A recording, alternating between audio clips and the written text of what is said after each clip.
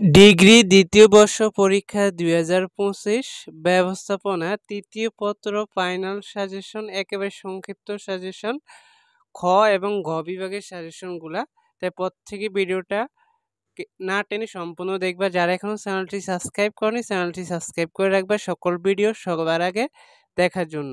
তো দেখো খ বিভাগ সংক্ষিপ্ত প্রশ্ন ১ নাম্বারটা, প্রস্তাব প্রত্যাহারের উপায় বর্ণনা করো। ২, বাতিল ও বাতিলযোগ্য চুক্তির মধ্যে পার্থক্য দেখাও। তারপরে ৩, প্রতিদান ছাড়া চুক্তি হয় না, ব্যাখ্যা করো। ৪, গচ্ছিত দাতার অধিকার বর্ণনা করো। ৫, চুক্তি সম্পাদনের যোগ্যতা বলতে কি বুঝো। ৬, ক্ষতিপূরণের চুক্তি ও জামিনের চুক্তির মধ্যে পার্থক্য লেখো। ৭, ক্রেতা সাবধান নীতি ব্যাখ্যা করো। ৮, কখন ও কিভাবে মুখ্য সত্য গৌণ সত্যে পরিণত হয়। ৯ নাম্বারটা, বল প্রয়োগে ও অনুচিত প্রভাবের মধ্যে পার্থক্য লেখো। ১০, চুক্তির পরিসমাপ্তি বলতে কি বুঝো, এর বিভিন্ন উপায় বর্ণনা করো। ১১, ১৯৬৫ সালের কারখানা আইন অনুসারে কোন কোন ব্যক্তিদের শ্রমিক হিসেবে গণ্য করা হয় না। খুবই ইম্পর্টেন্ট কোশ্চেন।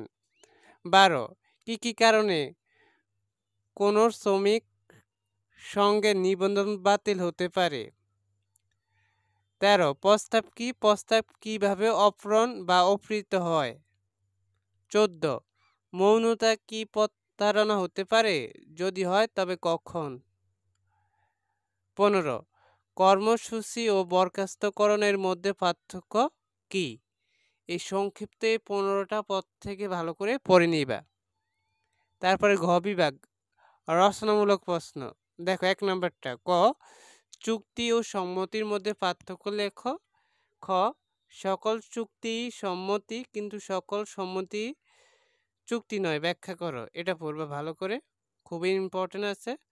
তারপরে ২ নাম্বারটা, ক নাম্বার, পণ্য বিক্রয় চুক্তি বলতে কি বোঝায়, এর শর্তসমূহ কি কি।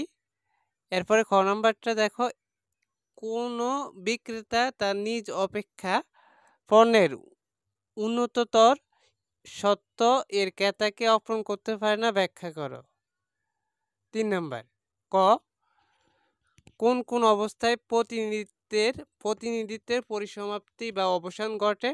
খ, একজন প্রতিনিধির প্রতি মুখ্য ব্যক্তির কর্তব্যসমূহ বর্ণনা করো, ভালো করে পড়বা।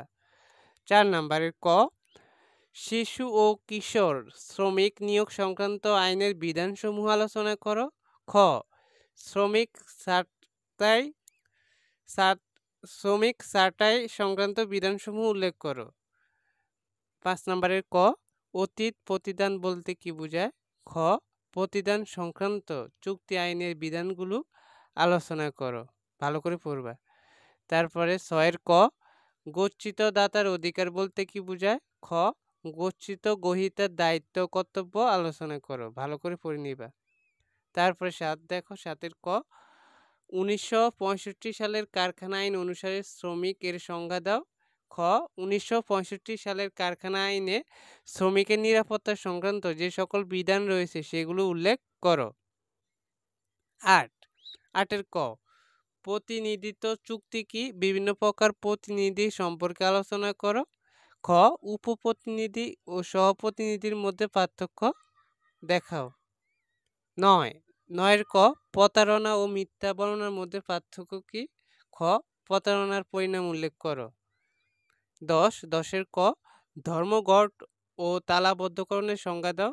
খ, ধর্মঘট ও তালাবদ্ধ সংক্রান্ত আইনের বিধানগুলো আলোচনা করো। ১১ ক, যৌথ দর কষাকষি প্রতিনিধি কাকে বলে। খ, কিভাবে যৌথ দর কষাকষি প্রতিনিধি নিযুক্ত হয়। তারপরে ১২ ক, বৈধ প্রস্তাবের আইনগত নিয়মাবলী ব্যাখ্যা করো। খ, ব্যতিক্রম সহ ক্রেতা সাবধান নীতি আলোচনা করো। তারপরে ১৩ হচ্ছে ক, শ্রমিক সংঘ বলতে কি বুঝো। শিল্প বিরোধ মীমাংসার পদ্ধতি বর্ণনা করো। খ. শ্রম আদালত কি? শ্রম আদালত গঠন সম্পর্কিত আইনের বিধানসমূহ আলোচনা করো। ১৪. একজন মুখ্য ব্যক্তির প্রতি প্রতিনিধির কর্তব্যসমূহ বর্ণনা করো। তো ১৪টা কোশ্চেন ভালো করে পড়ে নিবা। বড় কোশ্চেন মানে রচনামূলকগুলা ১৪ কোশ্চেন পড়লে ১৪টা পড়লে কমন পেয়ে যাবে ইনশাল্লাহ। তো পরবর্তী সাজেশন এবং আপডেটগুলো পেতে প্রত্যেকে চ্যানেলটি সাবস্ক্রাইব করে পাশে থাকা বেল আইকনটি অন করে রাখবে। ধন্যবাদ সবাইকে। আল্লাহ হাফেজ।